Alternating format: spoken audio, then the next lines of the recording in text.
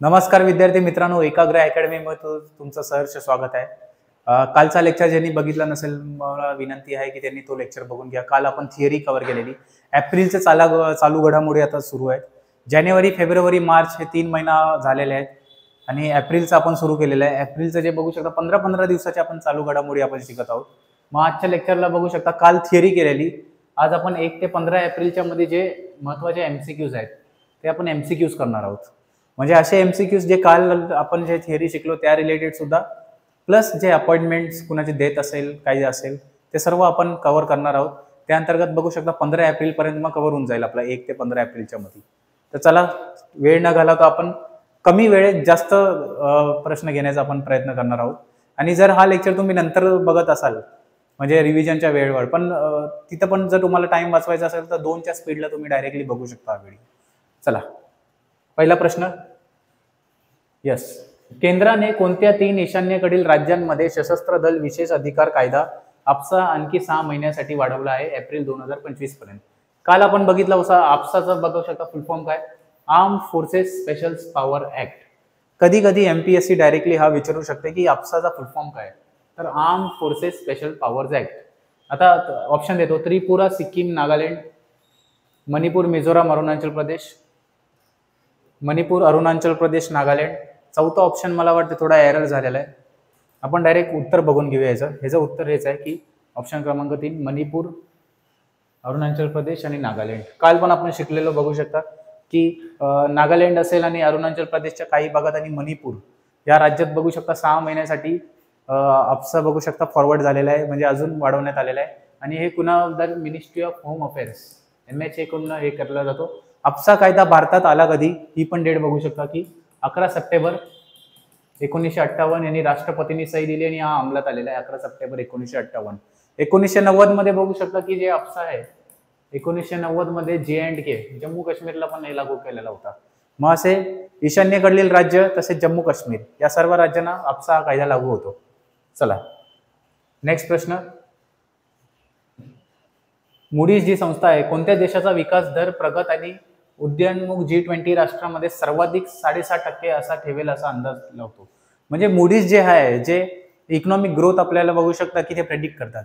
मूडीजने सांगितलं की G20 जे देश आहेत, 2 लेक्चर पूर्वी मी G20 मध्ये काय काय देश येतात काय काय येतात सगळा तो शॉर्टकट शिकवलेला आहे थिअरीच्या लेक्चरमध्ये, तो जाऊन आपण निश्चितच बघावा. G20 देश कसं बघू शकता की लक्षात ठेवायचे ते पण शॉर्टकट दिलेलं आहे. गुरुजी सीता वैसे FCI में जॉब करती है असा जो शॉर्टकट आहे त्याच्यात आपण बघू शकता. तर मूडीज हे जी संस्था आहे त्यांनी सांगितले की 6.5% जे आहे ग्रोथ रेट G20 मधला कुठला देश असा अंदाजित आहे जो हायेस्ट राहणार आहे आणि ठेवणार आहे. भारत, चीन, इंडोनेशिया, ब्राझील. तर याचं योग्य उत्तर आहे भारत.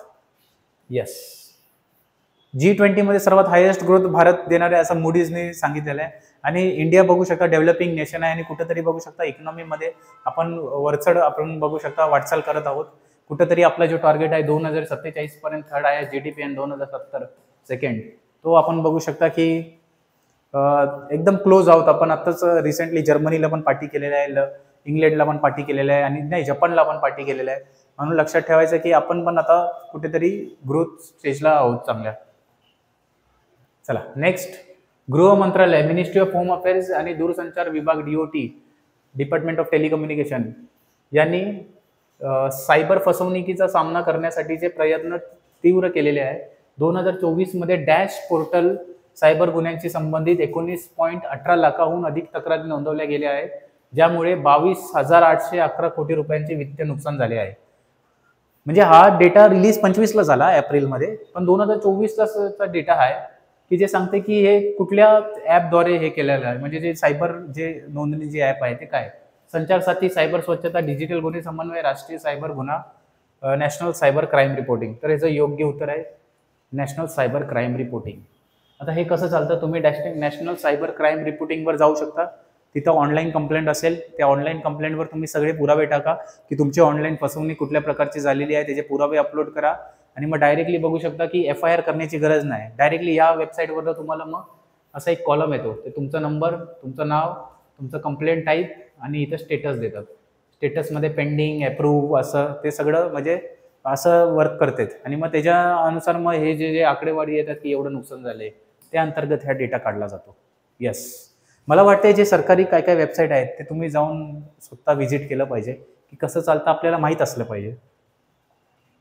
चला नेक्स्ट, स्लोवाकिया आणि ऑस्ट्रियाच्या सीमेला लागून असलेले वायव्य प्रदेशात पाय आणि तोंड रोगाचा प्रादुर्भाव रोखण्यासाठी कोणता पूर्व युरोपियन देशाने आपले सैन्य तैनात केले आहे? Mouth disease, foot and mouth disease तिथे झालेला आहे. मग कुठला पूर्व, आता युरोप असा घेतला तर पूर्व असा कुठला देश आहे की त्यांनी आर्मी लावलेली आहे? हंगेरिया, सोमॅनिया, रोमानिया, स्लोव्हेनिया, सर्बिया. मला वाटतं हंगेरिया असेल कारण बुद्धापेस्ट न्यूजमध्ये होतं. Yes, Hungary. आणि हंगेरीचीच राजधानी बुद्धापेस्ट आहे आणि हंगेरी ईस्ट युरोपियन देश आहे आणि म्हणून तो चर्चेत पण होता, मला लक्षात आहे. आणि yes, foot and mouth disease कुठं झालंय तर हंगेरियामध्ये नाही. फूट अँड माउथ डिझीज जे आहे ते नॉर्थ वेस्टर्न रिजनच्या बॉर्डरिंग स्लोवाकिया आणि ऑस्ट्रियामध्ये झाले आहे आणि त्याच्याबरोबरच हंगेरियाची बाउंड्री आहे. म्हणून हंगेरियाने आपली आर्मी लावली आहे की तिकडून आपल्या देशात येऊ नये कारण त्यांच्या पण देशात मग तो रोग आपला पसरत जाईल. फूट अँड माउथ डिझीज लक्षात ठेवायचे. चला नेक्स्ट, 150वी आंतरसंसदीय IPU सभा कुठे होणार आहे? म्हणजे झालेली आहे, कल्पना पण केलेलं आहे. इंटर पार्लिमेंटरी युनियन आणि ओम बिर्ला यांनी ती अटेंड केलेली. 1889ला स्थापना झालेली. जेनिवा इथे त्याचा हेडक्वार्टर्स आहे, हे लक्षात ठेवायचं आहे. मग कुठे झालं? Tashkent, Pune, Moscow, Mumbai. मुंबई पुणे तर काय हे आता ऑप्शन दिलंय म्हणून मुंबई पुणे मार्क नका करू कारण असं काही न्यूज नव्हतं. आपल्या G20 नंतर कुठलीच परिषद आपल्या इकडे झाली नाही. मग लक्षात ठेवायचं आहे उझबेकिस्तान ताशकंदला झालेली 150वी आंतरसंसदीय संघ. येस, इंटर पार्लिमेंटरी युनियन जी झाली आहे 150वी, फॉर डेमोक्रेसी फॉर एव्हरीवन असं त्याचं थीम आहे, घोषवाक्य IPUचं. 150वी सभा ताशकंद इथे झालेली आहे. ताशकंद कुठे आहे? उझबेकिस्तान लिहितो.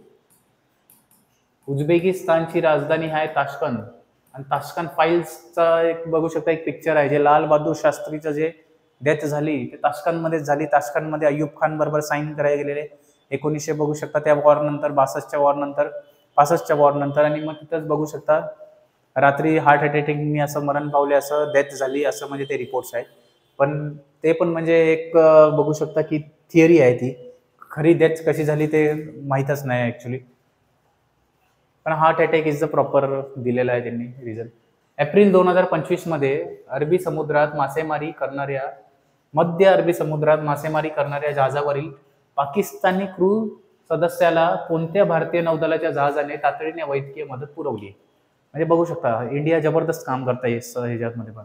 INS तलवार, त्रिकंड, तेग, शिवालिक. म्हणजे असं कुठलं वेसल आहे जे नेव्ही शिप जे अर्जंट मेडिकल असिस्टंट दिलेलं आहे पाकिस्तानी क्रू मेंबरला? तर हे आहे INS Trikand. Yes, INS Trikand. Yes, लक्षात राहील ना. चला नेक्स्ट, भारतातील AI तयारीचे मूल्यांकन करण्यासाठी, AI म्हणजे आर्टिफिशियल इंटेलिजन्स, केंद्रीय इलेक्ट्रॉनिक आणि माहिती तंत्रज्ञान मंत्रालयाने युनेस्को यांच्याकडून आयोजित केलेल्या उपक्रमाचे नाव काय? युनेस्को सकट आयोजित केलेले. मग इंडस AI मिशन, विकसित भारतासाठी सुरक्षित आणि विश्वासार्ह AI उपक्रम, AI रेडियन्स असेसमेंट मेथोडॉलॉजी म्हणजे पद्धत, AI गव्हर्नन्स फ्रेमवर्क. तर ह्याचं योग्य उत्तर आहे AI readiness assessment methodology. Yes, directly आपल्याला उत्तर लक्षात ठेवायचं आहे. चला नेक्स्ट प्रश्नाला जाऊया. विराट कोहली IPL 2025 मध्ये मुंबई इंडियन्स विरुद्धच्या सामन्यात T20 क्रिकेटमध्ये किती धावा पूर्ण करणारा पहिला भारतीय ठरला आहे? काल पण शिकवलेलं होतं. 10,000, 12,000, 13,000, 15,000. तर किती रन केलेले आहेत विराट कोहलीने आणि फर्स्ट भारतीय ठरलेला आहे त्या टप्पा गाठण्यामध्ये, म्हणजे T20 क्रिकेटमध्ये टप्पा गाठलेला आहे त्यांनी तेवढा रन्स करून. आणि जगातील 5वा खेळाडू ठरलेला आहे, सेकंड फास्टेस्ट. तर हा आहे 13,000 रन. येस, विराट कोहली यांनी 13,000 रन. चला, कालच्या थिअरी लेक्चरमध्ये पण आपण हा कव्हर केलेला होता. नेक्स्ट, 2025च्या ISSF विश्व कप स्पर्धेत महिलांच्या 10 मीटर एअर पिस्तूल स्पर्धेत सुरुची इंदर सिंगने सुवर्ण पदक पटकावले आहे. ही स्पर्धा कोठे झाली आहे? अर्जेंटिना, उरुग्वे, भारत, चीन. यात दोन गोष्टी महत्वाच्या आहे की ISSF वर्ल्ड कप कुठे झाला आणि कुणी गोल्ड मेडल जिंकलेलं आहे. तर सुरुची इंदर सिंग हे नाव पण लक्षात ठेवायचं आहे. सुरुची इंदर सिंग यांनी वुमेन्स 10 मीटर पिस्तूलमध्ये गोल्ड मेडल जिंकलेलं आहे. मग हे स्पर्धा झालेली आहे अर्जेंटिना येथे. येस, चला नेक्स्ट, सहकर्ज व्यवस्थेद्वारे नीम शहरी आणि ग्रामीण भागात कर्ज उपलब्धता वाढवण्यासाठी पिरामल फायनान्स लिमिटेडने कोणत्या बँकेशी भागीदारी केलेली आहे? हा बँकिंग अवेअरनेसचा प्रश्न आहे. Axis bank, ICICI bank, HDFC bank, भारतीय स्टेट बँक. याचं डायरेक्टली उत्तर बघूया. ICICI bank. येस. पिरामल बँकेने कुणाशी बघू शकता, पिरामल फायनान्स लिमिटेडने पार्टनर कुणाशी केलेला आहे, तर आयसीआयसीआय बँक. चला नेक्स्ट. जास्त कमी वेळेत जास्त प्रश्न आपल्याला बघायचा म्हणून थोडं स्पीडमध्ये जातोय. एप्रिल 2025 मध्ये छत्तीसगडमधील मुख्यमंत्री विष्णुदेव साई यांनी कोणत्या ठिकाणी राज्यातील पहिला सेमीकंडक्टर उत्पादन युनिटची पायाभरणी केलेली आहे? फर्स्ट सेमीकंडक्टर उत्पादन नवा रायपूर, बिलासपूर, दुर्ग या जगदलपूर. राज्यातील म्हणजे छत्तीसगडमधील पहिला सेमीकंडक्टर हे आहे, तर याचं योग्य उत्तर असणार नवा रायपूर. त्याची जी राजधानीच आहे. यस. छत्तीसगडचे जे मुख्यमंत्री लक्षात ठेवायचे कोण आहे? विष्णुदेव साई. कधी कधी आयोग काय प्रश्न विचारते, 4 राज्य देतील त्याचे मुख्यमंत्री, मॅच द कॉलम. आणि 4 राज्य म्हणजे असं दिल्ली, मुंबई, दिल्ली, महाराष्ट्र असे नाही देणार. ते लोक देतील नागालँड, अरुणाचल प्रदेश, छत्तीसगड, असं काहीतरी भलतंच प्रश्न देणार, सो दॅट आपल्याला मुख्यमंत्री नाव आपल्याला लक्षात नाही राहणार. तसंच म्हणजे मध्यंतरी एसएससी सीजीएल जे मागच्या वर्षी झालेला टियर 1 एक्झाममध्ये विचारलेलं की तमिळनाडूचे मुख्यमंत्री कोण आहेत, मध्ये एम.के. स्टॅलिन त्याचं उत्तर होतं. चला नेक्स्ट. नुकतेच मेघालयातील स्वदेशी रिंदिया आणि खासी डॅश उत्पादनाला भौगोलिक मानांकन दर्जा मिळालेला आहे. जीआय टॅग आपण काल शिकलेलो होतो. मग काय येते? रिंदिया आणि खासी काय आहे? बांबू आहे, वनौषधी आहे, मातीकाम आहे, हातमाग आहे. तर हँडलूम आहेत ऍक्च्युली, हातमाग. काल आपण शिकलो जीआय टॅग. दार्जिलिंगचा फर्स्ट जीआय टॅग 2004-05 ला भेटलेला आहे. तसेच मेघालयातील बघू शकता हँडलूम, मेघालयातील रिंदिया आणि खासी हे जे हँडलूमचे प्रकार आहे. आता मेघालयातील आता हे खासीवरनं तर आपल्याला माहित असेल, कारण गॅरो, खासी आणि जयंतिया या 3 टेकड्या मेघालयामध्येच आहेत. म्हणजे बघू शकता की पश्चिम ते पूर्व असं हे क्रमच असा आहे, गॅरो, खासी, जयंतिया हिल्स. म्हणून आपल्याला त्या खासीने आपल्याला लक्षात ठेवायला पाहिजे की मेघालयाचीच न्यूज आहे. चला नेक्स्ट. अलास्काच्या माउंट स्पर ज्वालामुखीमध्ये मिनी भूकंप आणि वायू उत्सर्जन वाढ झाली असून उद्रेकाचा धोका निर्माण झाला आहे. हा कोणत्या प्रकारच्या ज्वालामुखी आहे? लावा घुमट ज्वालामुखी, ढाल ज्वालामुखी, स्तरित ज्वालामुखी, विदर ज्वालामुखी. हा आता भूगोल मधला डेप्थ मधला प्रश्न आहे की कुठल्या टाईपचा तो लावा आहे अलास्का मधला. यस. अलास्का मधला जो लावा आहे तो स्ट्रॅटो वॉल्कॅनो, स्तरित ज्वालामुखी. बघू शकता स्ट्रॅटो वॉल्कॅनो आहे. यस. लक्षात राहील ना? चला नेक्स्ट. गर्भपात करण्याच्या महिलेच्या याचिकेबाबत मुंबई उच्च न्यायालयाने काय निर्णय दिलेला आहे? इम्पॉर्टंट आहे, डायरेक्टली बघू शकता जजमेंट विचारलेलं आहे. न्यायालयाने परवानगीने महिलेला 24 आठवड्यापेक्षा जास्त काळ गर्भधारणा संपवण्याची परवानगी होती. महिलेला कोणत्याही खासगी रुग्णालयात कोणत्याही अटीशिवाय गर्भधारणा संपवण्याची परवानगी देण्यात आली? हे तर दिलंच नसणार 100%. असं तर मग काय पण होईल आपल्या देशात. कायदेशीर निर्बंधामुळे महिलेची याचिका फेटाळण्यात पण नव्हती आली. महिलेला सरकारी, the women was required to terminate the pregnancy in the, म्हणजे जर प्रेग्नेन्सी जर टर्मिनेट केले असेल तर सरकारी दवाखान्यातच द्यायचं, हे पण नसणार. तर 24 आठवड्यापेक्षा जास्त काळ गर्भधारणा संपवण्याची परवानगी होती असं बघू शकता. बॉम्बे हायकोर्टने हा निकाल दिलेला आहे. येस. चला नेक्स्ट. भारतातील पहिलं आंतरराष्ट्रीय बार आणि बेवरेजेस पदार्थ व्यापार प्रदर्शन इंडिया बार शो 2000 कुठे होणार आहे, म्हणजे कुठे झालेला आहे? इम्पॉर्टंट आहे. गोवा, मुंबई, बंगळुरू, गुरुग्राम. आता तुम्हाला वाटेल बार दिसतोय, पार्टी दिसतोय म्हणजे गोवा, कारण ऑप्शन पण पहिला गोवाच दिलाय ना. लोकांना तर तेच वाटणार. मुंबईमध्ये तर असं काही प्रकार नाही घडत ऍक्च्युली. मुंबईमध्ये अलाउड पण नाही करणार. पार्टीज बिटीज होता, पण bar and beverages trade show international, ते पण फर्स्ट एव्हर इंटरनॅशनल झाला, पहिल्यांदाच झाला, ते पण भारतातच झाला. मग भारतात कुठल्या शहरात झाला? तर ऍक्च्युली ते उत्तर आहे गुरुग्राम. यस. गुडगाव ज्याला आपण बोलतो, गुरुग्राम जे हरियाणामध्ये आहे तिकडे झालेला आहे. लक्षात ठेवायचा, हा कुठेतरी आउट ऑफ द बॉक्स प्रश्न होता. India's first ever international bar and beverages. लोकांना गोवाच वाटणार ना, बार, दारू बिरू गोवाच आपल्याला वाटतं. यस. पण योग्य उत्तर आहे गुरुग्राम. चला नेक्स्ट. एप्रिल 2025 मध्ये 3 वर्षाच्या कालावधीसाठी भारतीय रिझर्व्ह बँकेने नवे डेप्युटी गव्हर्नर म्हणून कोणाची नियुक्ती करण्यात आली आहे? यस. अशिमा गोयल, अनंता नागेश्वरम, के वासुदेवन, पूनम गुप्ता. डेप्युटी गव्हर्नरपदी निवड करण्यात आली आहे, तर लक्षात ठेवायचं आहे. संजय मल्होत्रा जे आहेत ते गव्हर्नर आहेत RBIचे. डेप्युटी गव्हर्नरपदी पूनम गुप्ता. आता हा कशाला प्रश्न विचारण्यात आला, तर महिलेच्या कुठेतरी उच्च पदावर नियुक्ती झालेली आहे आणि आयोग असे प्रश्न डायरेक्टली विचारते. यस, लक्षात ठेवायचं आहे. जेव्हा चंदा कोचर पण सेबीचे जे डायरेक्टर झालेले आहेत, त्या टायमाला पण त्यांच्यावर एक प्रश्न विचारला गेलेला होता. म्हणून लक्षात ठेवायचं की डेप्युटी गव्हर्नर आहेत 3 इयर्स टर्मसाठी, तर पूनम गुप्ता. नेक्स्ट, एप्रिल 2025 मध्ये चेन्नई पेट्रोलियम कॉर्पोरेशन लिमिटेडचे नवीन व्यवस्थापक संचालक म्हणून कोणत्या व्यक्तीने अलीकडेच पदभार स्वीकारला आहे?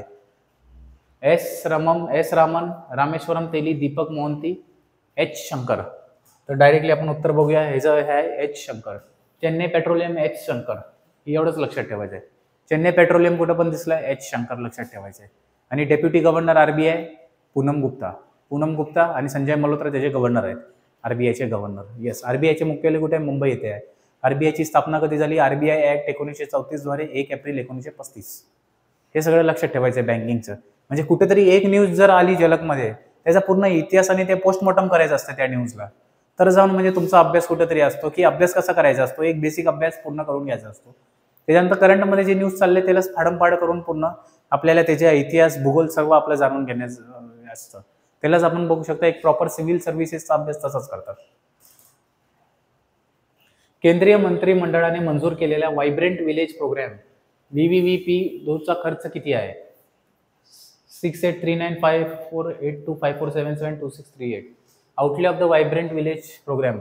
अच्छा, मंजूर केलेल्या व्हायब्रंट म्हणजे किती असे गाव आहेत की व्हायब्रंट विलेज प्रोग्राम टू तिथे राबवणारे आहेत? येस, तर ते आहे 6839. हा आला तर आला, नाहीतर नाही आला, असा प्रश्न असतात. पण आकडे लक्षात ठेवायचे. MPSC डायरेक्टली आकडे विचारतात, म्हणून हे सगळे प्रश्न घेऊन यावे लागतात. 6839.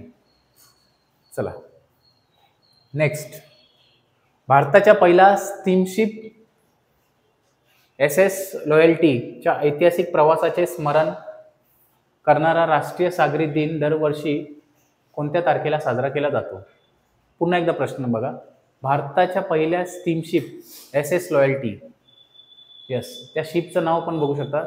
स्टीम SS लॉयल्टी जे शिप होती की जे भारतापासनं UKला गेलेली आणि मग ब्रिटिशांचं कुठं जरी बघू शकता की सागरी क्षेत्रात जे मक्तेदारी होती ती संपवली होती. आणि त्याच तारखेला आपण बघू शकता की सागरी दिन साजरा करतो, राष्ट्रीय सागरी दिन साजरा करतो. तर तारीख काय? 31 मार्च, 5 एप्रिल, 4 एप्रिल, 4 मे. आता तुम्ही बोलणार की असं त्याच्यात असं पण शॉर्टकट लावतात की एप्रिलचा घडामोडी शिकवतात, तर मार्च आणि मे तर नसणार. येस, बरोबर आहे. पण परीक्षेत जर असा प्रश्न आला तर तुम्हाला काय माहिती आहे ते एप्रिलचेच घडामोडी आहे. म्हणून डायरेक्टली आपल्याला लक्षात घेणं गरजेचं आहे की शिपचं नाव पण लक्षात ठेवा. स्टीमशिप जी होती SS लॉयल्टी. तर याचं योग्य उत्तर आहे 5 एप्रिल. येस, 5 एप्रिल दिवशी बघू शकता की पहिली जी स्टीमशिप होती ते मी सांगितलं भारत ते UK गेली आणि तो डेट 1919 होता. येस, इयर होता 1919. हे पण लक्षात ठेवायचं आहे.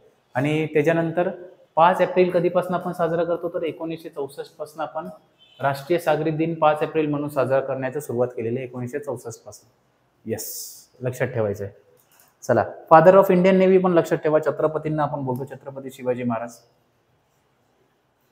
नौलेन गुरर संदेश, बारुईपूर पेरू, कमरपुकरीचे बोंडे, चाना बोरा, मोतीचूर लड्डू, रागुनी पगल तांदूळ आणि निस्तोरी रेशीम धागे यासारख्या GI टॅग असलेल्या उत्पादनाचे अलीकडेच प्राप्त झालेले आहेत. बघू शकता की आता हे पण प्राप्त झालेले आहेत. मग हे सगळे कुठल्या म्हणजे आपल्या राज्याशी रिलेटेड आहेत. आपण मेघालयाचं बघितलं, राईंदिया आणि खासी हँडलूम हातमाग. तसंच आहे की हे सर्व प्रकार पण आहेत तमिळनाडू, गुजरात, उत्तर प्रदेश, पश्चिम बंगाल. आता याच्यावरनं थोडं हे लावा ना, गुरर संदेश, बरुईपूर, गुवावा म्हणजे पेरू. येस, कमरपूर बोंडे, चना बोरा, मोतीचूर लड्डू कुठे फेमस असतील की ज्याचा बघू शकता राधुनी पगल राईस. आता ते उत्तर प्रदेश आहे, तमिळनाडू आहे, काय असणार? पश्चिम बंगाल. यस, लक्षात ठेवा. गुजरात नाही आहे, इट्स वेस्ट बेंगॉल.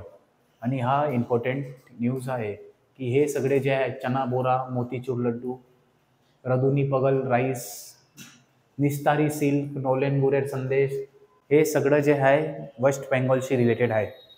चला नेक्स्ट, समृद्धी महामार्ग प्रकल्पाच्या यशस्वी अंमलबजावणीसाठी डॅश राज्य रस्ते विकास महामंडळ लिमिटेडने स्कॉच 2025 पुरस्कार सन्मानित करण्यात आला आहे. गुजरात, महाराष्ट्र, उत्तर प्रदेश, तामिळनाडू. समृद्धी महामार्ग बट ऑब्व्हियसली महाराष्ट्र. आपल्याला ते लक्षात नाही ठेवायचं, खुश व्हायचं नाही असा प्रश्न बघून. आपल्याला लक्षात ठेवायचं की महाराष्ट्र राज्याला स्कॉच पुरस्कार कशासाठी देण्यात आला असा पण प्रश्न विचारू शकतो. या तर मग समृद्धी महामार्ग जे महाराष्ट्राचे समृद्धी महामार्ग जे आहे ते किती किलोमीटरचा आहे, परत पुन्हा तो चर्चेत आहे.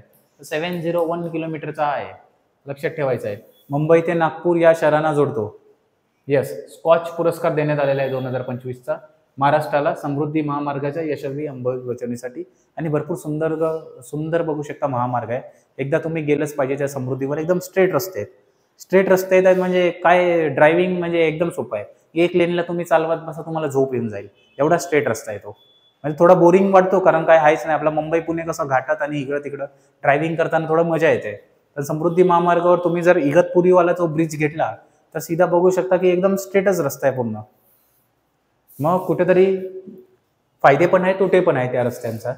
पण आता बघू शकता आत्ता हा बघू शकता इम्प्लिमेंट झालेला आहे. मग येणाऱ्या फ्युचरमध्ये बघू शकता त्याच्या आजूबाजूला बरेच सारे इंडस्ट्री आणि हे सगळं पण डेव्हलपमेंट होईल अशी आशा आहे.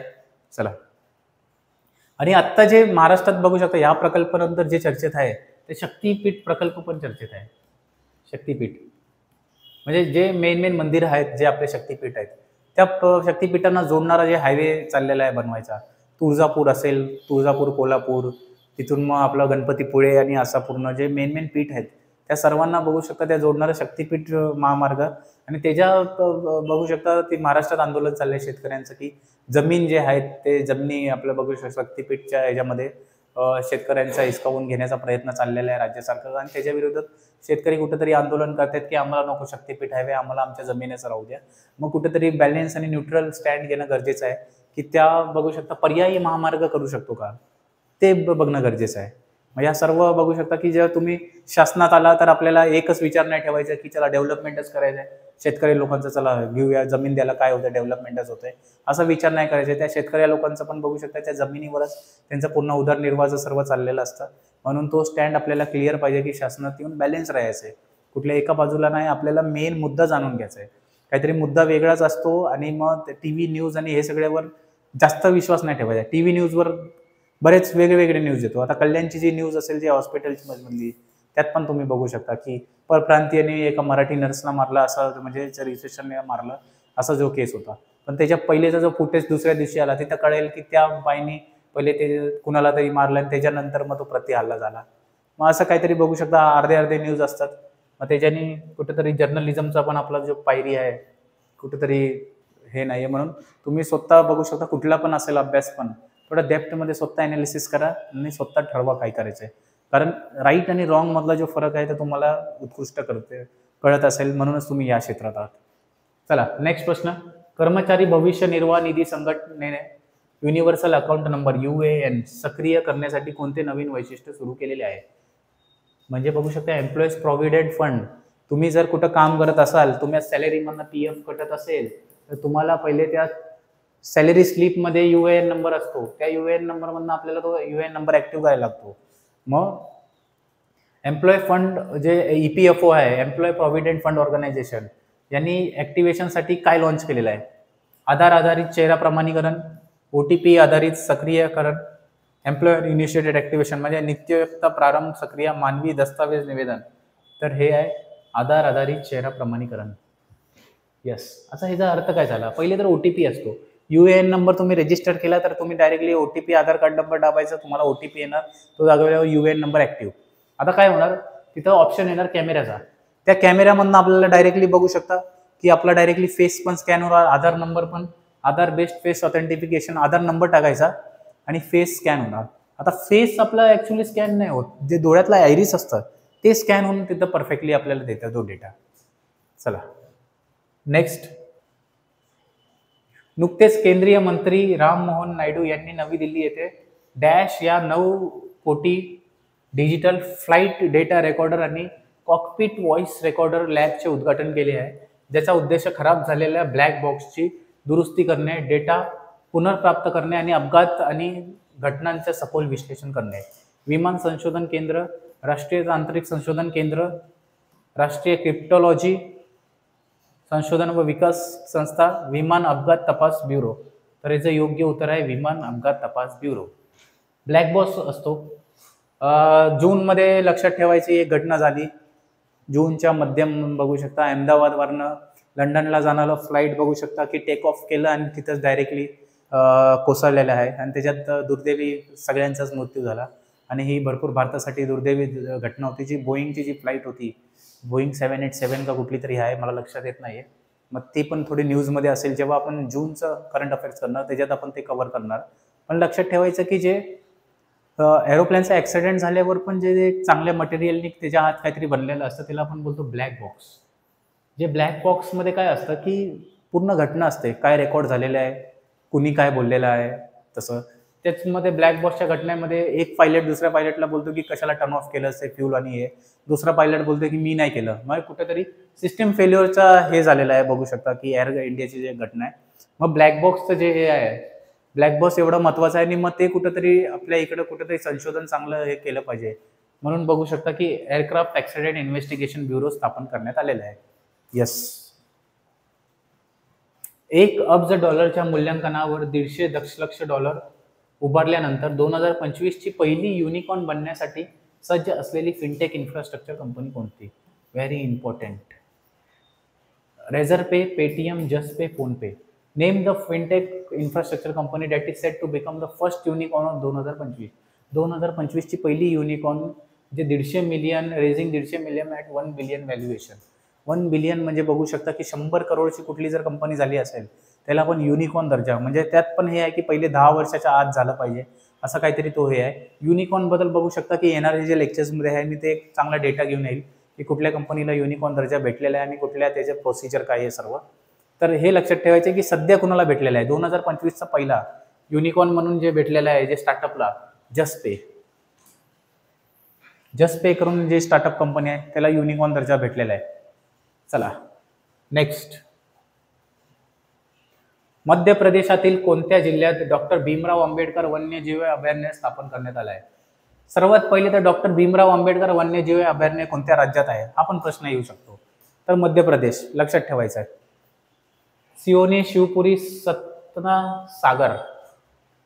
मला तर सागरच वाटतं उत्तर. यस, आन्सर इज सागर. सागर एक जिल्हा आहे मध्य प्रदेशमध्ये आणि तिथंच बघू शकता doctor Bhimrao Ambedkar wild life sanctuary, वन्यजीव अभयारण्य. आता दोन डिफरन्स आहे की नॅशनल पार्क आणि वाईल्ड लाईफ सँक्च्युरीमध्ये फरक काय आहे. नॅशनल पार्क आहे जे राष्ट्रीय उद्यान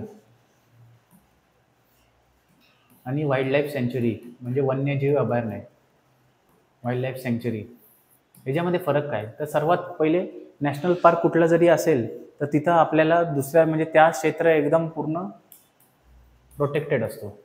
प्रोटेक्टेड म्हणजे तुम्ही ते तिथं काहीच करू नाही शकत टोटली, म्हणजे काहीच म्हणजे एक्स्ट्रा बिझनेस आणि हे सर्व काहीच नाही करू शकत. तुम्हाला जे जडीबुटी झाडं बिडं काहीच हे करू शकत नाही. तो प्रोटेक्टेड एरिया असतो. समजा हा प्रोटेक्टेड आहे, इथं तुम्ही काहीच नाही करू शकत. बफर झोन असतो. हे सगळं एकदा प्रश्न आलेला आहे MPSC. पण इकडं काहीच असेल तिथं काहीच इंडस्ट्री काहीच नाही. पूर्ण प्रोटेक्टेड झोन असतो सर्व याच्यासाठी. आणि वाईल्ड लाईफमध्ये काय नावातच आहे वन्यजीव. वन्यजीव म्हणजे इथं फक्त वन्य प्राण्यांबद्दल बोललं गेलेलं आहे. म्हणजे कॉरिडोर सारखं असतं. तर समजा हे नॅशनल पार्क आहे, मग हे मोठं कॉरिडोर असेल. मग हे बघू शकता हे एवढाच पार्ट नॅशनल पार्क म्हणून राष्ट्रीय उद्यान म्हणून डिक्लेअर केला. हा पूर्ण पार्ट वाईल्ड लाईफ वन्यजीव अभयारण्य म्हणून डिक्लेअर करण्यात येईल. आणि मग इथं जे आहे एरिया तिथं वाईल्ड लाईफ बघू शकता. वाईल्ड लाईफ बरोबर तुम्ही काहीतरी असेल जडीबुटी आपलं हे करताय, मेडिसिन प्लांट्स करताय, आदिवासी लोक पण काय काय राहतात, हे सगळं म्हणजे तिथं सिस्टीम बघू शकता ऍक्टिव्ह असते. तिकडलं तुम्ही फिरू शकता. असं हे सगळं फिरू तर नॅशनल पार्कमध्ये पण शकतो, पण इथं पण वन्यजीव अभयारण्य. आणि महाराष्ट्रातून बघू शकता भीमाशंकर वन्यजीव अभयारण्य आहे. आणि कर्जतवरनं तुम्ही जर भीमाशंकरला जाते तर ट्रेकिंगचा रस्ता आहे, मग तिथं तुम्हाला डायरेक्टली अलाउड असतात. बरेच बघू शकता वाईल्ड लाईफ तिथं बघायला भेटतात. पक्ष्यांसाठी फेमस आहे भीमाशंकर वाईल्ड लाईफ अभयारण्य जे आहे. त्याच्यानंतर पनवेलला पण तुम्ही बघू शकता की कर्नाळा बर्ड सँच्युरी हे आहे. कर्नाळा पक्षी अभयारण्य, तिकडं पण बघू शकता की तो जंगल मार्ग आहे आणि हे सर्व. मग असे जे काय काय आहे तिथं आपण डायरेक्ट फिरू शकतो. पण नॅशनल पार्कमध्ये असं नाही की तिथं प्राण्यांसकट जे प्लांट्स असतात, प्लांट्स म्हणजे आपले झाडे जे असतात जडीबुटी, ते पण प्रोटेक्टेड असतात, ते पण आपण तिथं करू नाही शकत. ते बॅम्बो फॉरेस्ट आणि हे सर्व. मग हे दोन्ही लक्षात ठेवायचं आहे. मग लक्षात ठेवायचं की वाईल्ड लाईफ सँच्युरी सर्वात जास्त असणार, नॅशनल फॉरेस्ट कमी असणार संख्येच्या हिशोबाने, आणि सर्वात कमी. आता भारताचा जे आजचा डेटा मला पूर्ण लक्षात नाही, पण 107 आता जुलैचा जो डेटा घेतला तर 107 नॅशनल पार्क आहेत आणि हे काहीतरी 573 वन्यजीव अभयारण्य आहेत. यस, लक्षात राहील. चला, करंट अफेअर्स ॲक्च्युली असंच अभ्यास करायला लागतं. कुठली न्यूज आल्यावर त्याला पूर्ण मी बोललो पोस्टमॉर्टम करायला लागतो. चला, ओडिशा विद्यापीठ अधिनियम 2024 द्वारे सादर केलेल्या प्रमुख सुधारणापैकी एक काय आहे? ओडिशा विद्यापीठमध्ये एक कायदा आला, सुधारणा अधिनियम त्यांच्या इथं पास करण्यात आला. मग त्यात काय आहे म्हणजे या ह्याच्यापैकी शिक्षक भरतीसाठी विद्यापीठ स्वतःच्या समित्या स्थापन करतील. कुलगुरू पदासाठी वयोमर्यादा 65 वर्ष करण्यात आली आहे. विद्यापीठातील सिनेट रद्द केले जाईल. एकूण नोंदणी प्रमाण कमी केले जाईल. तर ह्याचं योग्य उत्तर आहे की शिक्षक भरतीसाठी विद्यापीठ स्वतःच्या समित्या स्थापन करेल. यस, आता शिक्षक भरतीसाठी मग डिपेंड नाही राहावं लागणार की राज्य सरकारकडे की असं करा तसं करा. एक मिनिट, थोडा गळा सुकतोय. पाऊस पण भरपूर आहे, पाऊस पण बाहेर लागतोय बघू शकता.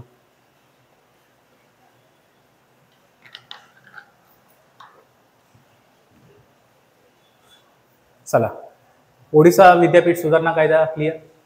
नेक्स्ट जाऊ. पंजाब सरकारने राज्यातील पहिले बिबट्या सफारी डेस्टिनेशन कोणत्या वन्यजीव अभयारण्यात विकसित केलेलं आहे? मागच्या टायमाला शिकलेलो की पहिले बिबट्या सफारी डेस्टिनेशन, पहिले फर्स्ट नाईट लाईफ जे आपण बघितलेलं, फर्स्ट नाईट सफारी म्हणून उत्तर प्रदेशच्या लखनौ इथे सुरू झालेलं आहे. हे लक्षात ठेवा. मागच्या वीकच्या करंट अफेअर्समध्ये आपण कव्हर केलेलं आहे. आता पंजाब सरकारने पहिले बिबट्या सफारी डेस्टिनेशन फर्स्ट बघू शकता की Punjab government plan to develop first leopard safari destination कुठल्या बघू शकता की अभयारण्यात ते लोक करत आहे. अबोर वन्यजीव अभयारण्य, झज्जर बलोची वन्यजीव अभयारण्य, हरिके वेटलँड अभयारण्य, बीर तलाब अभयारण्य. तर ह्याचं योग्य उत्तर आहे झज्जर बचोली वन्यजीव वाईल्ड लाईफ सँच्युरी, हरियाणा. कुठे होत आहे? पंजाब गव्हर्नमेंट. पंजाब गव्हर्नमेंट म्हणजे पंजाबमध्ये. यस, पंजाबमध्ये आहे ॲक्च्युली, हरियाणामध्ये नाही. हरियाणाचं मला ते फर्स्ट बार शो आठवला की फर्स्ट इंटरनॅशनल बार शो जो पहिला झाला तो गुरुग्राममध्ये झाला. येस, चला नेक्स्ट. जनसंपर्क उद्योगातील योगदान आणि धोरणात्मक संप्रेषणातील नेतृत्वासाठी प्रतिष्ठित उत्तर प्रदेश अनमोल रत्न पुरस्कार कोणाला सन्मानित करण्यात आला आहे? मोहम्मद अली जोहर, निखिल सिंगल, आचार्य सत्येंद्र दास, सुरेश कुमार खन्ना. तर कशासाठी देण्यात आलं आहे? अनमोल रत्न कॉन्ट्रीब्युशन पब्लिक रिलेशन इंडस्ट्रीसाठी. तर चला, तर याचा आहे निखिल सिंगल. यस, उत्तर प्रदेश अनमोल रत्न पुरस्कार बिझनेसमॅन आहेत, त्यांना देण्यात आलेला आहे. चला, लिडरशिप क्वालिटीसाठी. रजनीगंधा अचिव्हर्सने कोणत्या संघाला नवमत आदित्य बिर्ला मेमोरियल पोलो चषक 2025 पटकावला आहे? The Rajnigandha achievers defeated which team to win Aditya Birla memorial polo cup? तर पोलो कप झालेला आहे. तर रजनीगंधा अचिव्हर्स हे टीमचं नाव आहे. कोणत्या टीमला त्यांनी हरवलं आहे आणि पोलो कप जिंकलेला आहे? तर मध्ये पोलो चषक पटकावला आहे. Yes, cavalry royal Enfield, RMRM warriors, Jindal panther, Birla polo club. तर याचं योग्य उत्तर आहे Jindal panther. Yes, Jindal company, Aditya Jindal आणि हे सर्व. रजनीगंधा बघू शकता. रजनीगंधा अजय देवगन, शाहरुख खान हे सर्व भरपूर प्रमोशन करतात. रजनीगंधा एकदम ह्याचं ॲक्च्युली तो गुटखा आहे, प्रमोशन नाही केलं पाहिजे, पण काय करणार, माणसं पैशासाठी लाचार आहेत सर्व. येस, सध्याच्या फिफा घोषणेनुसार 2027 आणि 35चे सध्याच्या फिफा घोषणेनुसार 2027 आणि 35चे महिला फिफा विश्वचषक कोणत्या देशात करतील? Brazil, United kingdom, United states of America, America Brazil या ब्राझील अमेरिका. तर याचं योग्य उत्तर आहे ब्राझीलला 2027चा आणि युनायटेड किंगडम म्हणजे इंग्लंडमध्ये 2035. 2027चं ब्राझील, 2035चं इंग्लंडमध्ये होणार आहे. येस, चला नेक्स्ट. ऑगस्टमध्ये हिरो आशिया कप हॉकी 2025 कुठे होणार आहे? Patna, Gaya, Rajgir, Pune. Hero Asia cup म्हणजे हॉकीचं हे असणार. मग हॉकीचं कुठं होणार आहे? बिहारमध्ये होणार आहे कदाचित, राजगीर. येस. चला डायरेक्ट आहे, हे सगळे डायरेक्ट फुलटॉस प्रश्न असतात. चला नेक्स्ट. ब्राझीलमधील फोज दू इगुआचू येथे झालेल्या 2025च्या बॉक्सिंग विश्वचषकामध्ये पुरुषांचे 70 किलो वजनी गटात कोणी सुवर्ण पदक पटकावले आहे? मनीष राठोड, ओडेल कामरा, अविनाश जामवाल, हितेश गुलिया. म्हणजे कुणी पटकावले आहे ते मेडल? किलो वजनी 70 किलो वजनी गटात, लक्षात ठेवायचे, सुवर्ण पदक हितेश गुलिया. यस, ते पण बॉक्सिंगमध्ये, लक्षात ठेवायचं बॉक्सिंगमध्ये. RBIच्या deputy governor Poonam Gupta. Yes, सांगतो एक तरी, लक्षात पाहिजे काय काय आपण शिकलो ते सर्व. चला. NTPC तालचेर कनिया यांनी पर्यावरणदृष्ट्या कोणत्या महत्त्वाचा टप्पा गाठला आहे ज्यामुळे शाश्वतता बेंचमार्क निर्माण झाला आहे? 100% पाण्याचा पूर्ण वापर, 100% राखेचा वापर, 100% अक्षय ऊर्जेचं उत्पादन, 100% कचरा उत्पादन. हे इम्पॉर्टंट आहे कारण एन्व्हायरमेंट रिलेटेड काहीतरी इम्पॉर्टंट न्यूज आहे ही काहीतरी. तर याचं योग्य उत्तर आहे 100% राखेचा वापर. ॲश युटिलायझेशन आहे कुठे झालेलं आहे? NTPC तालचेर कनिया. NTPC तालचेर कनियामध्ये 100% बघू शकता जे राख आहे, राखेचा पुनर्वापर करण्यात आलेला आहे. चला. सर्वोच्च न्यायालयाच्या कॉलेजियमने एप्रिल 2025 मध्ये उच्च न्यायालयाच्या मुख्य न्यायाधीश पदासाठी न्यायमूर्ती अरुण पल्ली यांची शिफारस केली आहे. म्हणजे यांची शिफारस कुठल्या न्यायालयात केली आहे? न्यायमूर्ती जे अरुण पल्ली आहे यांची शिफारस कुठल्या बघू शकता? सर्वोच्च न्यायालयाच्या कॉलेजियमने उच्च न्यायालयात केले. पंजाब, हरियाणा, दिल्ली, सिक्कीम, जम्मू काश्मीर. तर मला वाटतं जम्मू काश्मीर आणि लडाख. यस, कारण हेच चर्चेत होतं. जम्मू काश्मीर आणि लडाखचे जे आता जे नवीन जस्टिस असणार ते अरुण पल्ली. यस, उच्च न्यायालयाचे मुख्य न्यायाधीश असणार, chief justice of Jammu Kashmir न्यायालय म्हणून. चला नेक्स्ट. पहिल्या वहिल्या पंचायत प्रगती निर्देशांनुसार ग्रामीण प्रगतीमध्ये कोणते 2 राज्य आघाडीवर आहेत आणि आघाडीवर असलेल्या पंचायतींची संख्या सर्वाधिक आहे? कुठले जे आहेत की जे ग्रामीण पंचायत आघाडीवर आहेत आणि सर्वाधिक संख्या पण कुठे आहेत? गुजरात, तेलंगणा, महाराष्ट्र, मध्य प्रदेश, उत्तर प्रदेश, बिहार, आंध्र प्रदेश, छत्तीसगड. तर but obviously Gujarat, Telangana. Which 2 states lead in rural progress with the highest number of front runner panchayat according to first ever panchayat advancement index? Yes, या 2 राज्यात बघू शकता आघाडीचे आहे. ग्रामीण प्रगतीमध्ये कोणते 2 राज्य आघाडीवर असलेले पंचायतची संख्या आहे? मग गुजरात आणि तेलंगणा. यस, फ्रंट रनर्स आहेत. 2025चा फ्री स्टाईल बुद्धिबळ ग्रँड स्लॅम कोणी पटकावला? Hikaru Nakamura, Fabiano Caruana, Magnus Carlsen, Arjun Erigaisi. तर मॅग्नस कार्लसन. लक्षात ठेवायचे free style chess grand slam. Chess grand slam, free style chess grand slam. कारण आता भरपूर ते आपले बघू शकता भारताचे पण प्रज्ञानंद असतील, मॅग्नस कार्लसन असतील, त्या सर्व भरपूर बघू शकता. डी गुकेश असेल, हे सर्व चर्चेत आहेत. डी गुकेश मागच्या वर्षी जिंकलेले आहेत. डी गुकेशने मॅग्नस कार्लसनला हरवलेला. प्रज्ञानंदने पण आत्ताची जी लेटेस्ट न्यूज आहे जुलैमधली ते मॅग्नस कार्लसन यांना बघू शकता पराभूत केलेला आहे. म्हणून हे आपल्याला लक्षात घेणं गरजेचं आहे की जे free style chess grand slam जर विचारला तर मॅग्नस कार्लसन यांनी जिंकलेला आहे. चला नेक्स्ट. लेझर बीमद्वारे फिक्स्ड विंग ड्रोन पाडण्याची क्षमता असलेले भारत हा डॅश ठरला आहे. कुठला देश? पहिला, दुसरा, तिसरा. म्हणजे जे laser to shoot down fixed wing drone by laser beam. समजा या लेझरच्या बीम आहेत, हे ड्रोन उडत आहे. मग या लेझरच्या बीमने हे ड्रोन पाडण्याची जी शक्ती आहे त्यात भारत कितवा देश आहे तो ॲक्च्युअलमध्ये? Sir it is 4th. Bharat हा 4था देश आहे की जे बघू शकता की डायरेक्टली असेल आणि लेझर बीमने डायरेक्टली बघू शकता. जर ड्रोन असा उडत असेल तर लेझर बीमने असा डायरेक्टली ड्रोन असा डायरेक्टली हवेत पाडेल. जेम्स अँडरसन यांनी क्रिकेटमधील त्यांच्या सेवेबद्दल नाईटवूड प्रदान करण्यात आला. जेम्स अँडरसन कसोटी क्रिकेटमध्ये किती विकेट्स घेतले आहेत? 700, 702, 703, 704. काल पण आपण शिकलो एकदा उत्तर पाहून घेऊया. डायरेक्ट नंबर पण दिलेला आहे तिथं 704. येस. जेम्स अँडरसन हे इंग्लंडचे जे माजी गोलंदाज आहेत ते 704 विकेट टेस्टमध्ये घेतलेले आहे. म्हणजे टेस्टमधले सर्वात फास्ट बॉलरमधून फर्स्ट रँकला आहेत. पण बाकीचे टेस्टमध्ये सर्वाधिक विकेट्स कुणी गेले तर मुरलीधरन. आपले मुत्ताय मुरलीधरन आहेत जे श्रीलंकेचे जे स्पिनर होते त्यांनी 800 विकेट्स घेतलेले आहेत. त्याच्यानंतर शेन वॉर्न ऑस्ट्रेलियाचे लेग स्पिनर 708चा काहीतरी आकडा आहे, 708च आहे. येस. आणि त्याच्यानंतर तिसऱ्या नंबरला आपले जेम्स अँडरसन. मग हे दोघं स्पिनर आणि फास्ट बॉलर, म्हणजे फास्ट बॉलर आहे की जेम्स अँडरसन की 704 विकेट घेतलेले आहे.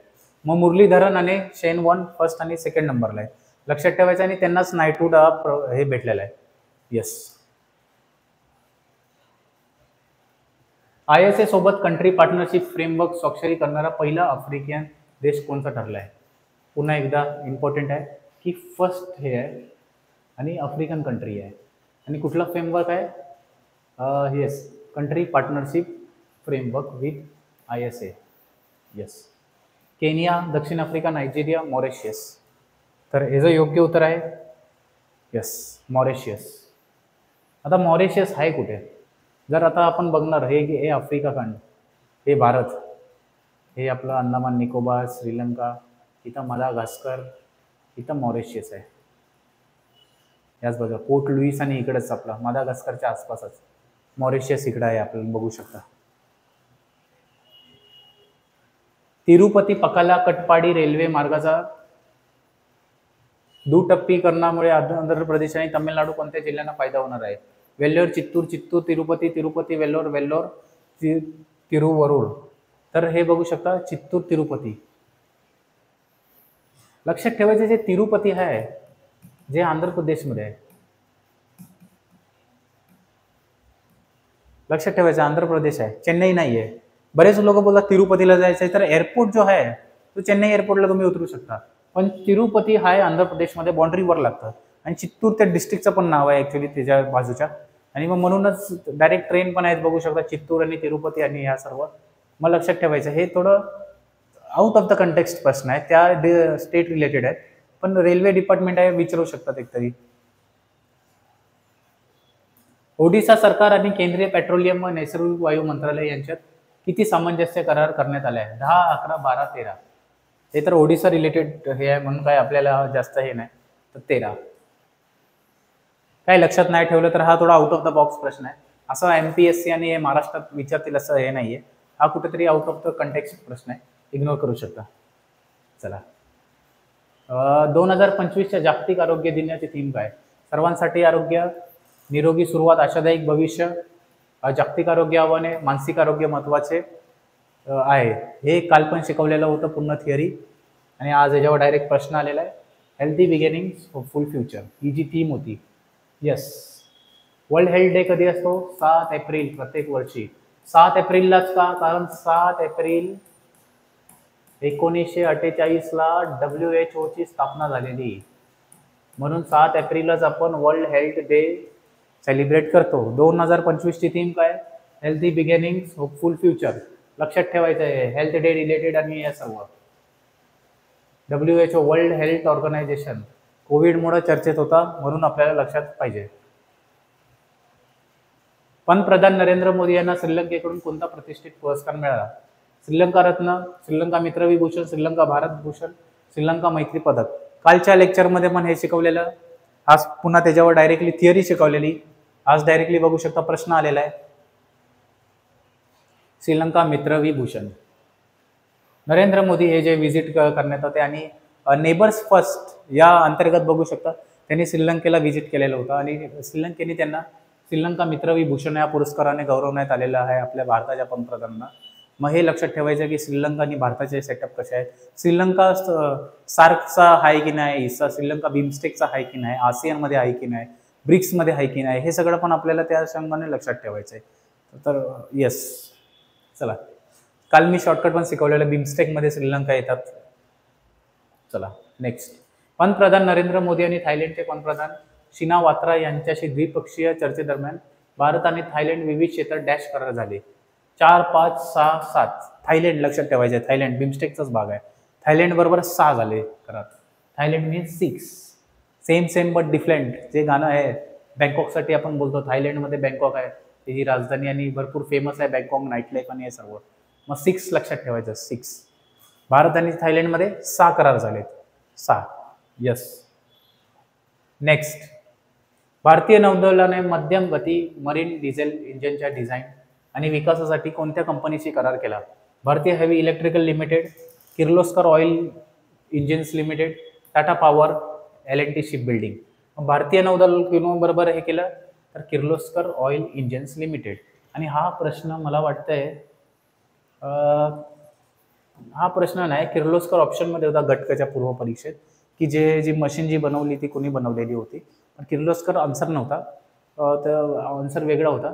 हा 100% विचारला जाऊ शकतो. जेवढं माझ्या MPSCत बघू शकता किर्लोस्कर हे नाव थोडं 2 वर्ष झालं जास्तच इंडस्ट्री रिलेटेड गाजत आहे करंट अफेअर्समध्ये.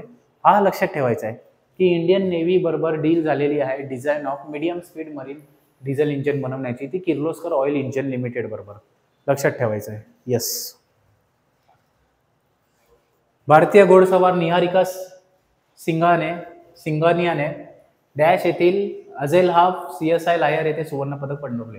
फ्रान्स, बेल्जियम, तुर्की, अमेरिका. आणि हे इम्पॉर्टंट प्रश्न आहे. Yes, Belgium. Right answer is Belgium.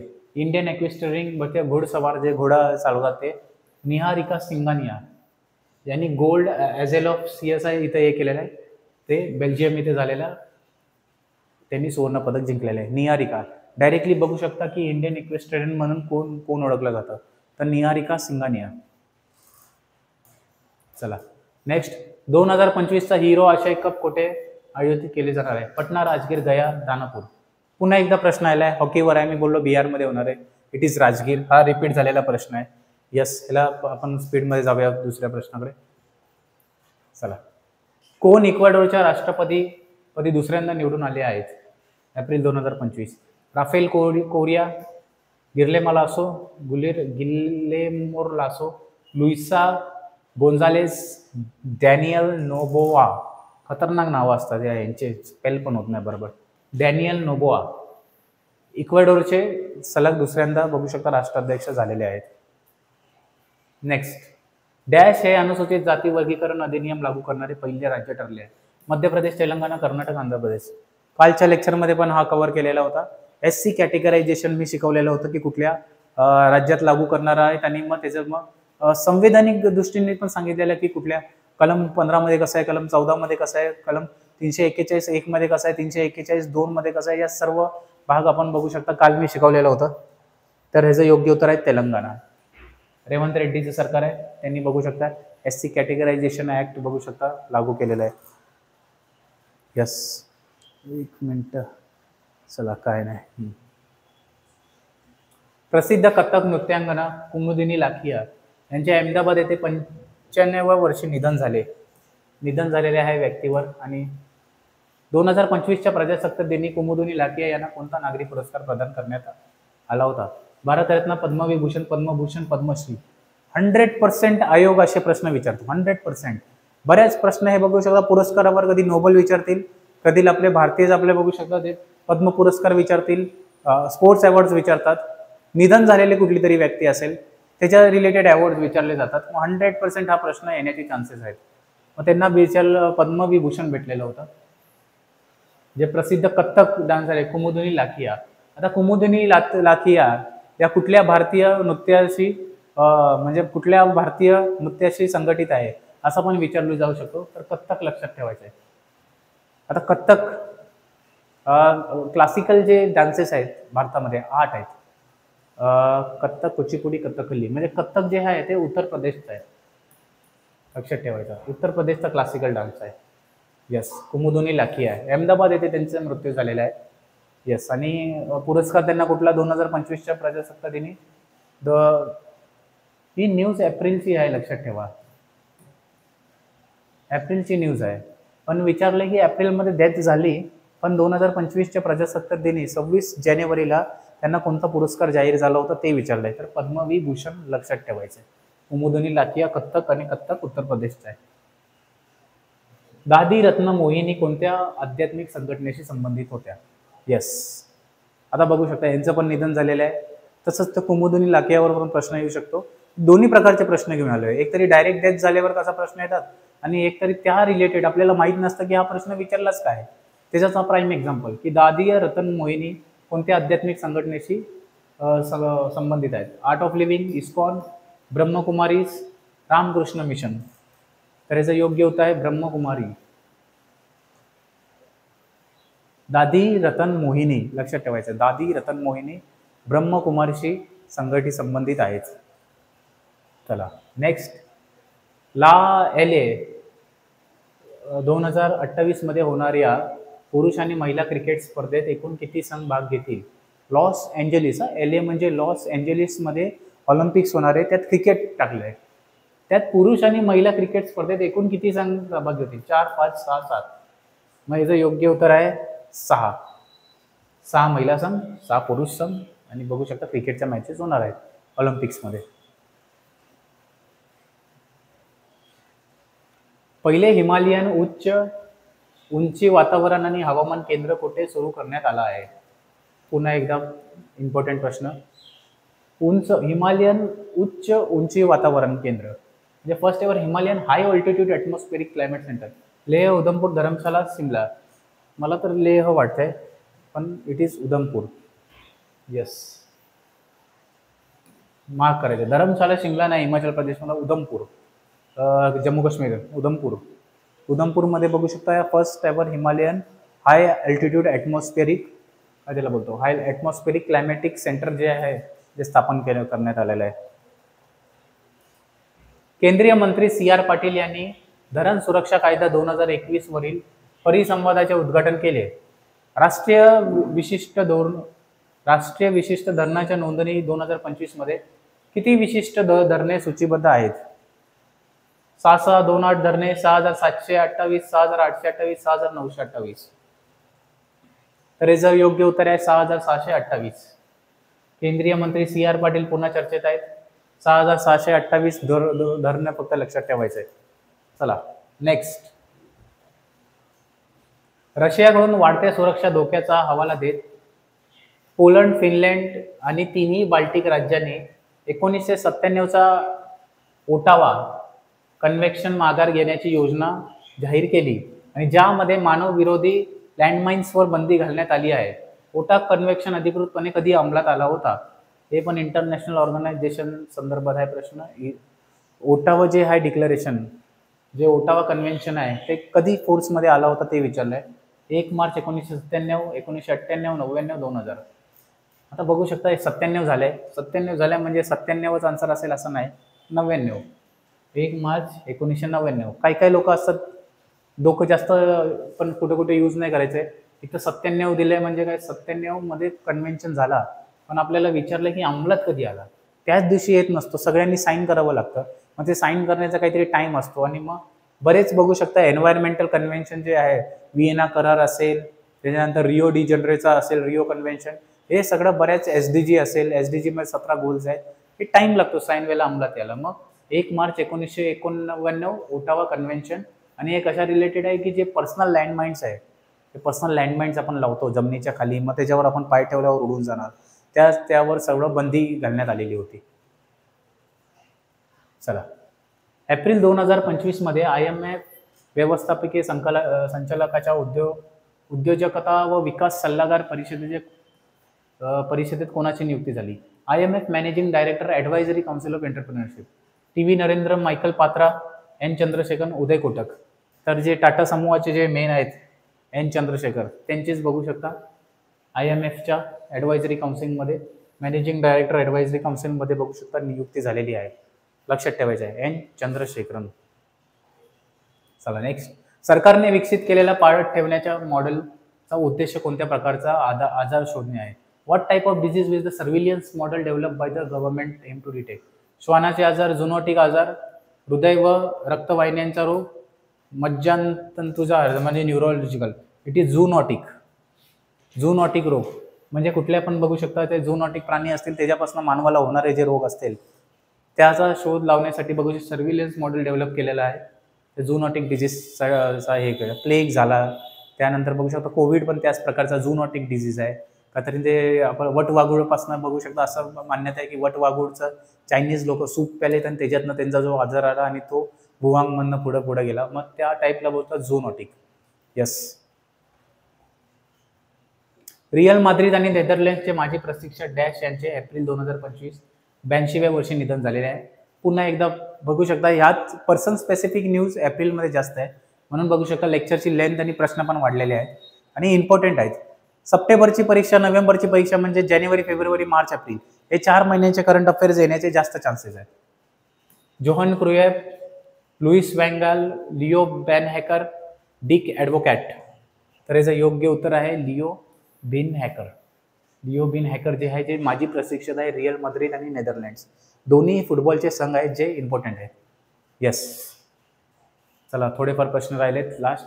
Bharat आणि स्लोव्हाकिया यांनी एप्रिल 2025 मध्ये 2 सामंजस्य करारावर स्वाक्षरी केली. या सहकार्याचे प्रमुख क्षेत्र कोणते होते? आरोग्य, शिक्षण, MSME, परराष्ट्र सेवा, तंत्रज्ञान, पर्यटन, व्यापार, सुरक्षा. आता स्लोव्हाकिया बरोबर झालेली आहे म्हणजे MSME आणि परराष्ट्र सेवा. MSME भारत कुठेतरी इंटरनॅशनल लेवलला जास्त हे करतोय, कारण भारतामध्ये त्यांचं हे आहे की एम्प्लॉयमेंट जनरेशन इम्पॉर्टंट आहे आणि MSME मुळे एम्प्लॉयमेंट जनरेशन कुठेतरी वाढू शकतं आणि त्यांचा ते गोल असल्यामुळे जे मीडियम जे हे आहेत राज्य आहेत तिथं त्यांचा फोकस आहे की MSME आपल्याला बघू शकता जास्त प्रमाणात ते लोक एकदम बढावा देत आहेत. चला 3-4 प्रश्न राहिलेत लास्टचे. अलीकडेच माजी कसोटी फलंदाज विल पुलोस्की यांनी वयाच्या 27व्या वर्षी क्रिकेटमधून निवृत्ती जाहीर केली. त्यांनी आंतरराष्ट्रीय क्रिकेटमध्ये कोणत्या देशाचे प्रतिनिधित्व केले? दक्षिण आफ्रिका, इंग्लंड, ऑस्ट्रेलिया, आयर्लंड. 27व्या वर्षी बघू शकता निवृत्ती जाहीर केली क्रिकेटमधनं. आपल्या इथं 27 वर्ष झालं, करिअरच सुरू नाही झालेलं आणि इथं निवृत्ती त्यांनी घेत आहेत. मग याचं योग्य उत्तर आहे ऑस्ट्रेलिया. येस. कोणत्या फिनटेक कंपनीने NPCI भीम सर्व्हिसेस लिमिटेड आणि ॲक्सिस बँकच्या सहकार्याने भीम वेगा प्लॅटफॉर्म टर्बो UPI प्लॅगिन सादर केलेला आहे? Yes. Paytm, PhonePe, Razorpay, Google पे. आपल्याला एक लक्षात ठेवायचं, फिनटेकवर एक युनिकॉर्नवर प्रश्न आलेला, त्याचं योग्य उत्तर जस्ट पे होतं. आता हे जर काय आहे रेझरपे. मग रेझरपे कशासाठी संबंधित आहे? एक प्लॅटफॉर्म बनवलेला आहे टर्बो UPI प्लगइन भीम प्लॅटफॉर्मवर. भारत इंटरफेस फॉर मनी याचा फुल फॉर्म आहे, जे UPI आपण बोलतो unified payment interface. Bharat interface for money भीमचा हे आहे. त्यांनी एक NPCI बरोबर प्लॅटफॉर्म बनवला आहे आणि ते कुणी बनवलं आहे तर रेझरपे यांनी. टाटा पॉवर, रिन्युएबल एनर्जी आणि NTPC यांच्यातील 200 मेगावॉट स्वच्छ ऊर्जा प्रकल्पातून अपेक्षित वार्षिक वीज निर्मिती किती होणार आहे? 800 दशलक्ष युनिट, 1000, 1300, 1500. तर डायरेक्टली आपण याचं योग्य उत्तर आहे 1300 दशलक्ष युनिट. 13 लक्षात ठेवा, 13 million units Tata power renewable energy आहे. छतावरील सौर ऊर्जा प्रणालींना गती देण्यासाठी कोणत्या राज्य सरकारने एप्रिल 2025 मध्ये सौर अभियान सुरू केले? उत्तर प्रदेश, नागालँड, गुजरात, केरळ. रूफटॉप सोलार बद्दल बघू शकता, ते पण प्रमोशन जास्त चाललेलं आहे. सोलार स्वच्छ ऊर्जेकडे कुठेतरी आपण पाऊल घेत आहोत. तर कुठल्या राज्य सरकारने एप्रिल 2025 मध्ये अभियान सुरू केले? तर नागालँड. ऑलरेडी महाराष्ट्रात, गुजरात या सगळ्यात हा अभियान सुरूच आहे, मग तेच नाही तर नागालँडमध्ये बघू शकता की हे रूफटॉप सोलार प्रोजेक्ट सुरू करण्यात आलेले आहे. आणि असंच बघू शकता की 1 ते 15 एप्रिल तर कालच्या लेक्चरमध्ये आपण थिअरी बघितलेली आहे आणि आजच्या लेक्चरमध्ये MCQs आपण बघितलेले आहे. आणि आजच्या लेक्चरचे MCQs भरपूर एक्झाम स्पेसिफिक आणि इम्पॉर्टंट होते आणि येण्याचे 100% चान्सेस आहेत. मग तुम्ही जर प्रिव्हियस लेक्चर बघितले नसतील तर प्लेलिस्टमध्ये जाऊन ते पण लेक्चर बघू शकता. नेक्स्ट वीकमध्ये 16 ते 30 एप्रिलच्या मधले जे चालू घडामोडी आहे ते आपण कव्हर करणार आहोत. तर आजचा लेक्चर आपण इथं संपूया. जय हिंद, जय महाराष्ट्र.